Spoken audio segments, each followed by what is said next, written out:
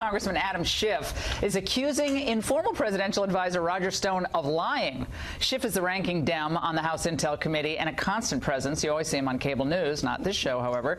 He claims that Stone's testimony to the committee last September conflicted with the established facts. Here to respond is Roger Stone, author of the new book. I have it in my living room, Stone's Rules. And it's hilarious. I love it. Roger, you're apparently a liar, says Adam Schiff. I know you're in your crying towel all day and night, very upset about it. But react to what he said. I hate to say this, Laura, but it's just more bullshit from the congressman from California. It's even hard to know what he's talking about. If he's referring to the Twitter direct messages which were leaked to the Atlantic that proved that I had no collaboration with WikiLeaks, I turned those over to the House Intelligence Committee last September.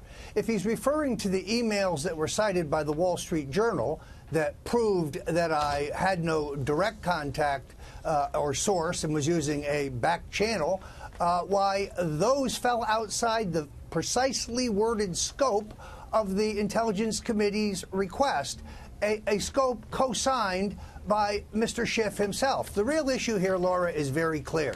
Mr. Schiff has said that he has seen, quote, significant evidence of Russian collusion in the 2016 election. He has produced none, zero. Of course he'd like to change the subject. My testimony before the House Intelligence Committee was entirely truthful. This is what he said. He said, certainly the testimony of Don Jr., Eric Prince, Roger Stone, and others is inconsistent with the public reports of meetings, conversations, and other facts that have now been established.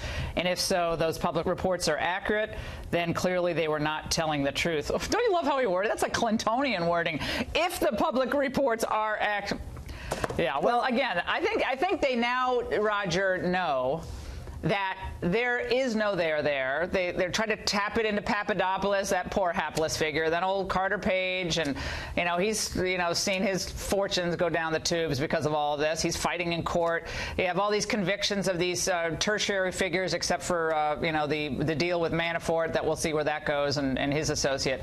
But I think they're coming up empty, and so they have to keep it in the press somehow. They have to keep it going somehow with these little sparks of supposed interest. But I really don't think it works. Well, you may remember, Laura, I wanted to testify in public, in a public hearing, so everybody could say it. Now I've been asked to testify for the Intelligence Committee on the Senate side. I respectfully request that that be in public. Let the TV cameras roll. You just want to sell your book, Roger. I'm just teasing you. Well, I agree. Like, what is possibly going to be involved? I mean, I think they know, again, they know that they've come up with goose eggs, and they don't want to be humiliated. These people, you can't get between them and a camera, usually. So if they don't want it to be on camera, it's not because of classified information. By the way, Oleg Deripaska apparently also wanted to testify. He said he'd testify. He didn't claim he wanted immunity. He wanted to do it in public. The billionaire who they tried to get roped into this collusion thing, he said, this is ridiculous.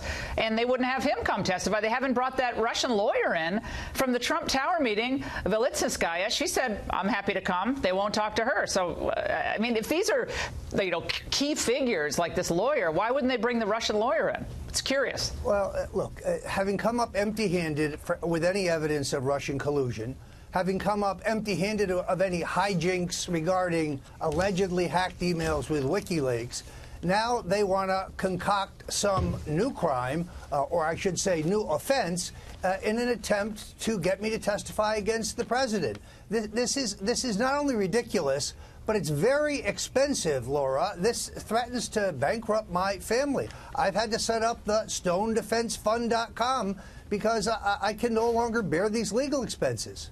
Well, that's what they do, though, isn't it? They turn the screws on people. They say we'll ultimately destroy your family, in not so many words.